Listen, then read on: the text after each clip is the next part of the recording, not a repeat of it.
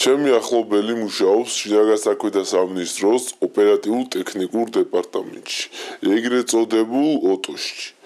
მისი უსაფრთხოების მიზნით იგი თავის ვინაობას ვერ გაგვიხილავს, თუმცა მე დაზუსტებულ ინფორმაციას მოგასწვით ამ მოსმენთან დაკავშირებით. წინა ხელისუფლების პერიოდში ერთდროულად მოსმენა შეიძლებოდა 1500-მდე ადამიანის. შეუძლებელი იყო BlackBerry-ის მესენჯერის გაშიფრვა.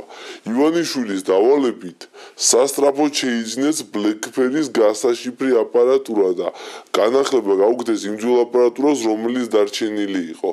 ამჟამად შესაძლებელია 35,000 ტალღის მოსმენა ერთდროულად.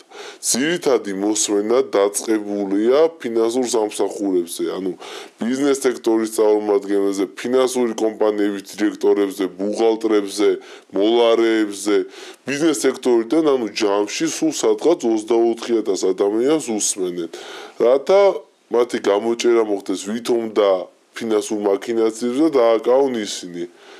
ის მითი რომ ქართული ოცნება მოსმენებს შეწყვეტდა, ეს არის დიდი სისრუე.